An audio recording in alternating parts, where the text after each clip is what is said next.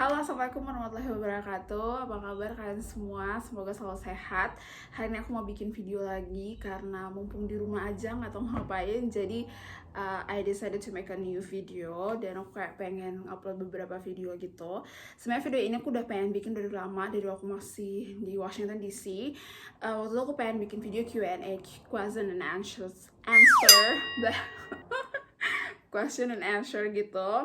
Dan aku kayak posting salah satu foto aku di Facebook. So I asking to all of my online friends, kalau misalnya kalian ada pertanyaan tentang kuliah, beasiswa ataupun tentang bahasa Inggris, you can drop your questions below on the photo. Jadi aku udah sama iPad aku nih, aku posting salah satu foto aku di sini, dan aku minta kalau misalnya kalian ada pertanyaan, so just drop your questions on that photos. So ini aku udah punya sekitar 56 comments, jadi kalian sudah ngasih pertanyaan aku sekitar banyak banget ya, 56. Jadi aku akhirnya ngejawabin semua pertanyaan-pertanyaan kalian di video ini. Oh, I really feel like I'm so popular. Okay, so the first questions, I will read the first questions. Jadi pertanyaan pertama tuh dari teman aku namanya Vincent. Dia nanya gini, halo kak, mau tanya apa motivasi kakak sampai belajar ke Amerika dengan beasiswa? Terima kasih Kak Wahyulan dari teman-teman. Terima kasih juga sudah kasih pertanyaan. So my motivation waktu itu, aku dari kecil banget tuh, aku inget banget dari SD. Goals dalam hidup aku waktu aku SD itu adalah belajar ke luar negeri. Jadi impian aku sekolah di Amerika tuh nggak baru sekarang ini gitu. Dari SD aku udah kayak planning, I wanna go to America or whatever the country is, kayak negara apa aja yang penting di luar Indonesia gitu. Why? Karena I think kalau misalnya kita belajar di negara yang it's not our zone, kayak bukan zonanya kita gitu, kita push our limit to study more, kayak kita lebih challenge atau challenge ourselves to make something that's better for us gitu. Kayak aku ngerasa kalau belajar di luar negeri itu pasti banyak banget tantangannya, banyak banget perbedaannya, dan banyak banget yang akan kita tahu karena kita punya perspektif dan open minded yang lebih luas. Artinya kayak sebelumnya kalau kita cuman di Indonesia, kita cuma lihat orang Indonesia kayak gini, tapi kalau di luar negeri kita bakal ditaruh di scope yang lebih luas gitu. Jadi aku ngerasa kayak lebih banyak pengalaman dan lebih banyak hal yang kita akan dapat dan kita tahu gitu. Jadi kita lebih bisa menghargai orang dari perspektif orang lain, because we don't experience what they experience it, dan ngerasa lebih hasan aja gitu loh wawasannya kalau misalnya kita lebih banyak yang kita experience, yang kita alamin gitu. Dari kuliah tuh aku udah nyari-nyari gitu loh beasiswa dan bagaimana caranya supaya aku kesana gitu. Oke, yang kedua ini pertanyaan dari Bu Meti. Bu Meti ini adalah landlordnya Kayani. Kalau kalian nggak tahu, Kayani aku sering sebut di video aku sebelumnya. Dia tuh teman aku kuliah di American Uni. Jadi dia punya ibu landlord atau yang punya rumah yang dia sewa gitu. Suka banget ngasih pertanyaan. Jadi pertanyaannya kayak gini nih. Hai Uni, ini Meitin mau nanya, jajanan seperti ini mahalan di Tidore atau di Amerika, atau jajanan apa aja deh? Oke, thank you. Oke, jadi Bu Meti ini nanyain jajanan yang dia makan. Kalau aku nggak salah lihat itu kayak ice cream sama pisang, if I not mistaken ya, kalau itu bener atau enggak. Pokoknya itu kayak ice cream sama pisang. It's green tea ice cream kalau nggak salah yang dipegang sama Bu Meti itu. Kalau itu adalah di Tidore pasti ada ice cream sama pisang juga ada. Tapi kalau lebih mahalnya, kayaknya lebih mahal di Amerika deh. Karena kan dolar, kalau di Tidore tuh lebih murah karena rupiah. Ya, jadi seperti itulah. Terus kemudian ada pertanyaan berikutnya dari Hairul Umam. Oke, ini pertanyaannya lumayan challenging. Persiapan buat dapat beasiswa di Amerika gimana ya? Sama beasiswa apa aja? Lebih mudah dari yang lain atau enggak? Terima kasih. Oke, so persiapan untuk dapat beasiswa itu aku bilang it's not easy, nggak gampang, tapi juga bukan berarti nggak mungkin, tapi you need effort, kamu butuh usaha gitu loh.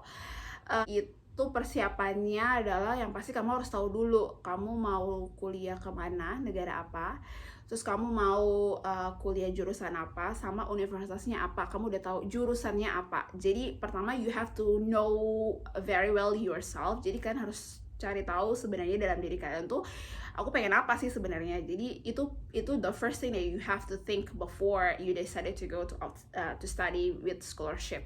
Setelah itu kalau kalian udah tahu kalian maunya seperti apa, kalian langsung aja deh cari beasiswa. Misalnya contoh kamu pengen kuliah di bidang sains atau di bidang pariwisata kayak aku geluti sekarang, atau mungkin kalian pengen kuliah di bidang medical kayak kedokteran dan keperawatan dan lain sebagainya. Kalian cari research dulu di negara mana yang paling oke kampusnya, dan yang mana paling bagus sistem pendidikannya dan lain-lain. Jadi kalian bisa set up the rules, kalian sudah bisa mengorganize gitu, kayak merancang ancang-ancang apa yang akan kalian lakukan gitu loh.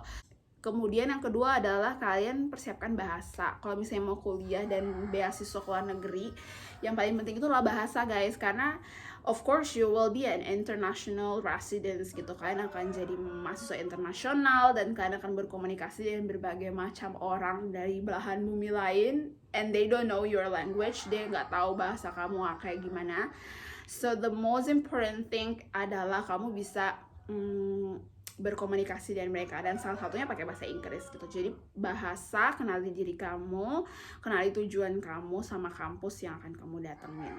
Kemudian beasiswa apa aja, sebenarnya beasiswa tuh banyak banget, tergantung negara apa yang kamu mau pergi gitu. Setahu aku kalau beasiswanya nggak cuma LPDP, tapi dia juga ada beasiswa kayak Fulbright, itu dari pemerintah Amerika sendiri. Kemudian dia juga ada beasiswa Aminaf yang kayak college gitu, yang community college yang kayak cuma 1 tahun certificate gitu. Terus ada juga beasiswa dari kampus-kampus sendiri, kayak misalnya contoh Harvard kasih beasiswa atau Stanford kasih beasiswa. Jadi yang paling penting adalah kamu research, kamu cari tahu, kamu buka websitenya, sering banyak baca artikel, dan juga sering banyak kamu cari tahu informasi dari website kampus gitu loh. Terus kalau negara-negara lain itu banyak banget setahu aku, kayak di Australia ada nama biasanya tuh AS, Australian Award Scholarship. Kemudian kalau untuk yang di Belanda kalian bisa cobain Stunet sama Orange Tulip. Terus kalau yang di Uni Eropa kalian bisa coba Erasmus Mundus. Dan ada lagi beasiswa Chevening kalau yang suka ke UK atau ke London, Inggris ya, itu ada beasiswa itu.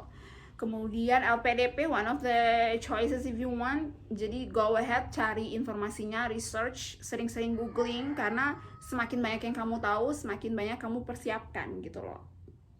Terus lebih mudah dari yang lain atau enggak? Maksudnya apa ya? Lebih mudah beasiswanya gitu. Beasiswanya tuh semua nggak ada yang mudah. Semua butuh usaha, butuh kerja keras, butuh doa, butuh perjuangan, korban uang, korban waktu, korban semua perasaan juga dikorbanin. Jadi kayak ada sesuatu yang kamu bayar untuk kamu achieve something gitu, kayak kamu dapetin sesuatu gitu. Yang penting semangat aja sih, yang penting nggak boleh pantang menyerah. Terus kemudian sekaligus tips buat yang mau ambil PhD. Ini kayaknya terlalu berat pertanyaannya karena aku masih S2, masih master. Aku belum sampai ke tahap PhD atau S3. Jadi I don't know kalau misalnya penjelasannya kurang menarik ya. Jadi kalau di Amerika itu mereka ngebagi dua gitu. Kalau kalian mau ngambil master, itu berarti kalian lebih ke dunia profesi. Kayak misalnya kamu mau kerja terus you wanna upgrade your skill in something sector gitu ya. Kayak aku pengen jadi konsultan di kerja di NGO dan lain sebagainya, atau konsultan di organisasi di pariwisata kayak gitu-gitu. Aku ngambil S2 itu sudah cukup karena untuk upgrade skill aku gitu loh. Tapi kalau misalnya kamu lebih cenderung ke bagian akademisi, atau kamu pengen jadi researcher, atau kamu kerja di pokoknya yang lebih penelitian sama jadi dosen gitu, you might be love to going for PhD. Jadi for your information, di Amerika itu bisa kamu nggak pakai S2 langsung S3 tuh bisa, mungkin banget, karena you wanna go for academia gitu. Kamu pengen jadi akademisi. Tapi kalau kamu pengen jadi profesional, lebih praktisi gitu, you go for master. Kamu ambil S2 kayak gitu. Terus kalau beasiswa S3 sendiri banyak ya, semua beasiswa yang aku sebutin tadi itu ada untuk pilihan S2 sama S3. Dan ada juga keunikan di Amerika sama negara-negara maju lainnya, aku nggak tahu spesifikasinya gimana, tapi kalau Amerika itu banyak banget beasiswa S3. Kalau nggak dapat beasiswa dari organisasi, kamu bisa dapat beasiswa dari kampus gitu. Bahkan kalau misalnya kamu pengen research di di penelitian dosen, itu kamu bisa dibiayai sama dosennya kayak gitu. Jadi cari informasinya. Kemudian ini ada lagi pertanyaan dari Afid, AFEED. Dia ada 3 pertanyaan, ya Allah banyak banget. Oke, pertanyaan pertama, Kak, apa insecurity in your life and how you can handle it. Oke. Insecurity di kehidupan aku tuh, aku sebenarnya orangnya nggak pedean. Pertama, terus aku sebenarnya banyak kekurangannya loh guys. Jadi aku pertama tuh nggak pedean. Terus yang kedua aku tuh kayak ngerasa it's a little bit introvert lah. Introvert tuh kayak circle lingkaran teman-teman yang bener-bener deket banget tuh dikit gitu. Jadi aku tuh kalau deket sama orang ya, kayak sama temen, itu tuh nggak bisa langsung banyak banget teman gitu. Aku yang banyak teman, maksudnya aku bergaul sama banyak orang, tapi yang bener-bener tahu aku banget tuh cuman dikit, kayak kayak misalnya cuma 2 atau 3 orang yang benar-benar dekat dalam hidup aku, yang benar-benar tahu aku dari awal banget, sama tahu kelemahan aku semua. Itu cuman sedikit, dan aku susah banget kayak benar-benar cari orang atau cari teman dekat yang benar-benar dekat tuh susah banget. Walaupun aku banyak bergaul, banyak pertemanan, tapi kayak cuma teman aja biasa gitu. Jarang kayak nemu yang gitu banget tuh susah gitu. Nggak tahu kenapa, karena mungkin aku introvert gitu. Cara mengatasinya ya, kalau kamu ngerasa kamu lemah di situ, kamu cari aktivitas yang yang memacu kamu untuk lebih latih kelemahan kamu itu loh. Kayak misalnya aku nggak pedean nih kalau misalnya ngomong depan orang atau kayak gimana itu dulu ya, aku pasti langsung kayak nyari aktivitas yang lebih banyak aku ngomong depan orang. Yang paling penting adalah berdoa sih. Itu nggak ada lagi cara yang paling ampuh di muka bumi ini selain kamu ngandelin Tuhan gitu. Kayak aku ngerasa semua yang aku dapetin sekarang itu, pertama doa orang tua aku, dan yang kedua adalah aku selalu minta sama Allah apa yang aku pengen gitu. Jadi kayak senjata aku tuh cuma doa. Jadi kalau kamu ngerasa feel uncomfortable, kamu ngerasa kayak insecurity terhadap sesuatu, ngerasa kekurangan terhadap sesuatu, berdoa aja, semoga Allah kasih jalan keluar, dan sembari berdoa kamu usaha gitu loh, kayak berikhtiar, belajar, latihan lagi dan lain sebagainya, atau bermusyawarah sama orang, could be. Karena menurut aku semua orang punya cara, the way masing-masing ya untuk mengatasi insecurity gitu.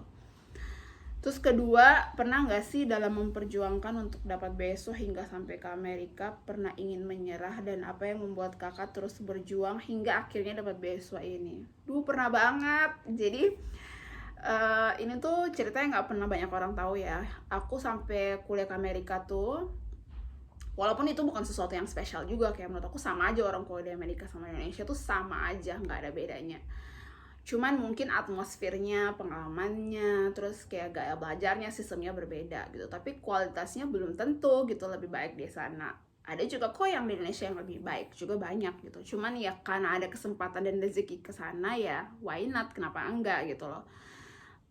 Perjuangan aku tuh karena aku udah setting goals mimpi aku dari SD, jadi aku bener-bener ngejar mimpi itu gitu loh. Aku tuh orangnya nggak pantang menyerah, kayak bener-bener kayak kalau aku udah mau sesuatu tuh pasti aku kejar sampai dapat, apapun yang terjadi itu harus.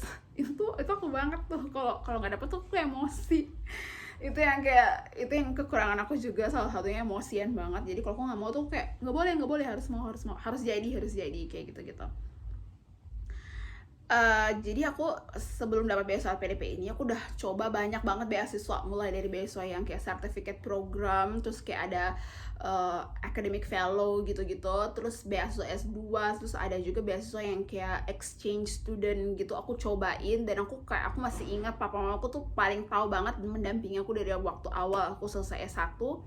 Dari selesai S1 tuh aku udah, jangankan selesai S1 ya, dari waktu masih S1 tuh aku udah nyari informasi gitu, kayak aku mau sekolah di mana, mau dapat beasiswa apa, itu udah aku udah cari. Aku udah tahu beasiswa ini itu udah tahu, dan aku udah cobain. Aku udah kumpulin semua aplikasinya, semua requirements-nya atau persyaratannya udah aku kumpulin gitu. Jadi suatu titik dimana kayak aku udah siapin semua aplikasinya dan I'm ready to apply. Aku siap untuk daftar. Kayaknya lebih dari 20, hampir 30 beasiswa gitu aku daftar, dan semuanya ditolak. Jadi aku udah biasa ditolak gitu kan beasiswanya, tapi aku nggak menyerah, kayak ya udahlah gitu, kalau misalnya yang ini ketutup berarti ada lagi yang lain gitu. Aku selalu mikirnya gitu. Aku pernah daftar AS yang di Australia 2 kali gagal. Aku pernah daftar Fulbright 1 kali gagal, 1 kali aku lolos ke interview tapi bertabrakan sama LPDP, akhirnya aku pilih LPDP gitu. Terus aku pernah daftar LPDP, ini udah yang ke-3 kali baru aku lolos LPDP. Jadi yang kedua kali tuh nggak lolos, yang pertama reguler, sama yang kedua tuh yang beasiswa afirmasi itu juga nggak lolos. Terus aku daftar yang ketiga yang beasiswa Indonesia Timur, baru alhamdulillah lolos.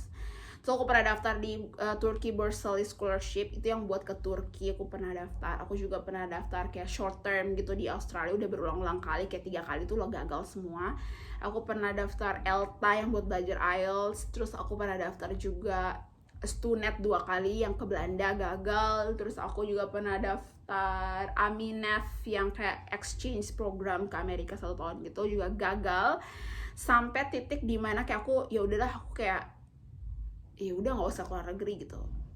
Aku sampai di titik dimana waktu tuh ya udah aku pengen selesai satu kerja dan menjalani hidup normal lainnya. Bukan berarti sekarang nggak normal, cuman kayak ya nggak ada challenging di hidup gitu loh. Kayak akhirnya aku kayak di titik yang udah mulai nyerah gitu. So aku bilang sama papa mama aku, udah deh aku nggak mau keluar negeri lagi, aku mau kerja aja, mau sama kayak orang-orang biasa yang lainnya.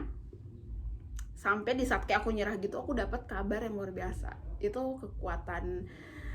Aku selalu percaya kayak Allah tuh pasti nolong kita di saat kita udah benar-benar nggak berdaya gitu loh. Kayak ya Allah, aku nggak tahu nih gimana lagi, udah pusing, udah benar-benar ketutup semua jalan yang aku cobain gitu. Tapi di saat kita mulai kehilangan harapan, itu tuh Allah langsung kayak, this is the time for me to help you. Kayak ini timingnya, waktunya untuk Allah bantuin kita. Aku di saat lagi stres-stresnya beasiswa tuh aku dikabarin sama salah satu beasiswa namanya YSEALI, kalau kalian tahu. Itu kayak program sekitar 2 bulan gitu di Amerika, kayak short term gitu, kayak cuman exchange. Dan YSEALI itu adalah program dari Barack Obama, jadi dia kepanjangannya adalah Young Southeast Asia Leadership Initiative. Jadi aku dapat program itu, aku belajar Social Entrepreneurship and Economic Development. Jadi aku belajar tentang ekonomi gitu, dan dari situlah makanya aku kenapa suka mulai bisnis, sama aku suka tentang social workers, sama aku juga suka tentang pariwisata, because I really love traveling, aku suka jalan-jalan. Jadi makanya itulah yang mendorong aku ngambil S2 bisnis pariwisata yang sekarang aku jalanin, dan sekarang lagi libur gara-gara corona. Kayak gitu. Oke, pertanyaan ketiga masih dari Afid juga. Setelah saya kuliah di Amerika, apa goals yang ingin kakak wujudkan? Aku kalau setelah selesai dari kuliah S2 aku, yang goals terdekat aku adalah pengen nikah.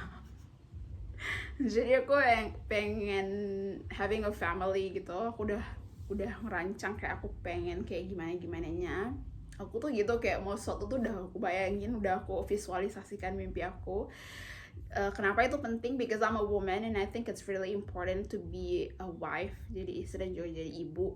Jadi aku, itu impian goals terdekat aku. Aku ngerasa kayak aku belajar ilmu sebanyak ini tuh yang paling berguna adalah nanti aku aplikasikan untuk anak sama suamiku di kemudian hari gitu loh. Kayak itu adalah kebanggaan aku sebagai seorang wanita gitu. Percuma aja aku kayak sukses di luaran, tapi kalau keluarga aku sendiri kayak nothing like I wish gitu. Jadi itu goals pertama aku. Insyaallah semoga dimudahkan secepatnya. Terus goals kedua aku adalah punya kayak sistem belajar learning sendiri gitu di Tidore, khususnya di bagian Indonesia Timur ya, karena aku sendiri ngerasain gimana susahnya ngakses pendidikan tinggal di daerah terpencil di Maluku Utara gitu. Dari kecil aku tuh suka banget sama buku, aku suka banget sama internet, informasi, baca literatur, jurnal kayak gitu-gitu dari kecil. Buku atau ke perpustakaan tuh susah banget, di Tidore nggak ada. Mencari support system kayak orang-orang yang punya frekuensi sama untuk maju tuh susah, karena mungkin masih terbatas di daerah timur kan. Jadi aku pengen punya satu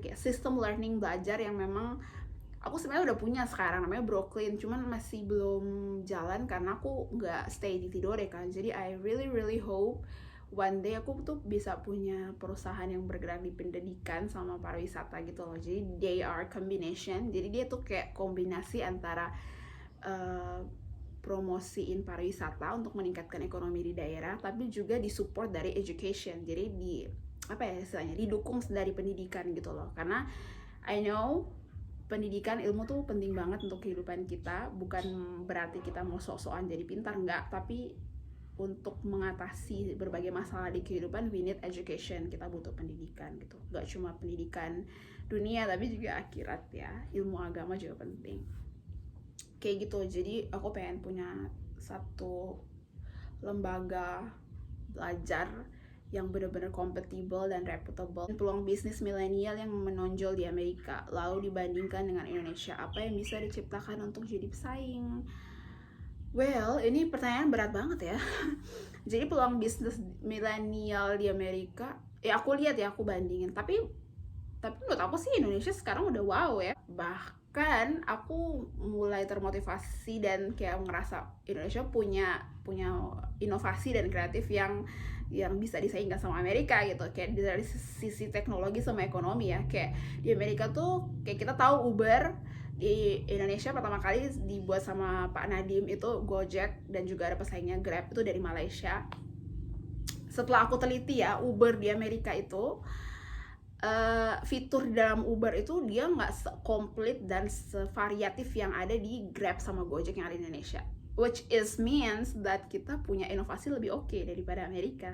Buat aku kayak Gojek tuh still good gitu loh. Kayak Uber tuh cuma bisa kayak nganterin satu penumpang ke tujuan, dari tempat ke tujuannya, terus sama Uber Eats mau mesen makanan. Tapi kalau di Gojek I think it's more than that. Kayak dia varietasnya tuh banyak banget, kayak mulai dari Go Glam, Go Clean, Go apalagi Go Massage sama Go Send, dan banyak banget. Dan itu kayak memicu kreativitas gitu loh, ide bisnisnya yang luar biasa banget. Jadi kayak menurut aku teknologi sama education terus ekonomi di Indonesia sama Amerika juga nggak kalah oke-nya sama Amerika gitu. Cuman mungkin Amerika itu mereka powernya gede kan, terus kayak mereka juga banyak disupport sama berbagai investor. Di sana tuh banyak banget kayak kompetisi bisnis gitu, peluang dan opportunity-nya tuh banyak. Sedangkan kalau di Indonesia biasanya kamu punya ide bagus, tapi kayak kamu mau mewujudkan, kan kamu butuh modal kan, itu agak susah. Maksudnya nyari investor yang bakal ingin invest ke ide bisnis kamu tuh agak susah. Sedangkan kalau di US itu banyak banget, kayak kamu tinggal ikut kompetisi apa aja, and then your idea is really amazing, then you go ahead, you get the money gitu. Kayak menurut aku kayak good idea without money you are nothing gitu loh. A good idea harus disupport dengan good money, good funding gitu. Ide bagus harus ada support dari modal juga kayak gitu. Jadi mungkin kalau bisa di Indonesia dibanyakin gitu deh ke kompetisi entrepreneur gitu-gitu. Sebenarnya ada sih, cuman kayak belum se-booming di US gitu. Kayak di US tuh banyak banget. Salah satunya contoh aku bisa kasih, kalau di kampus aku George Washington itu ada kompetisi namanya New Venture. Itu kayak dia mengasah semua mahasiswa yang ada di kampus itu untuk bagaimana kamu cari ide bisnis gitu, dan kamu pitching, kamu presentasi ke investor di depan kamu, dan mereka kalau misalnya ngerasa cocok dengan ide bisnis kamu, mereka ngasih modal ke kamu gitu. That's amazing. Terus ada lagi pertanyaan dari Astuti Ternate. Halo Putri Daerah Maluku Utara. Halo, thank you. Terus kemudian ini nanyanya, kakak boleh nanya? Boleh banget. Apa nih? Di Amerika masih stay home. Aku stay home 1 bulan lebih, hampir 2 bulan di Amerika. Terus habis itu aku balik ke Tidore. Sekarang by the way aku udah di Tidore. Terus kakak asli mana? Aku lahir besar di Tidore, kota Tidore Kepulauan di Maluku Utara. Anak timur, anak pantai, anak gunung. Terus abis itu Oke, sampai sini dulu aja. Nanti aku akan bikin part keduanya. I hope you guys like it. Dengan video aku belum jawab, I hope pertanyaan ini bisa bermanfaat buat kalian semua. Buat kalian yang sering nanya aku di Instagram, di Facebook, di email, di mana-mana tentang beasiswa, aku doain semoga kalian bisa cepat dapat beasiswa, cepat bisa kuliah seperti aku juga, karena aku pernah ada di posisi kalian, cari informasi, aku tanya-tanya ke orang yang sudah pernah, dan aku tahu gimana rasa susahnya di posisi kalian gitu loh. Jadi kalau kalian sering nanya aku di Facebook, di Instagram, di sosial media, bahkan ada yang pernah WhatsApp aku juga tanya-tanya beasiswa,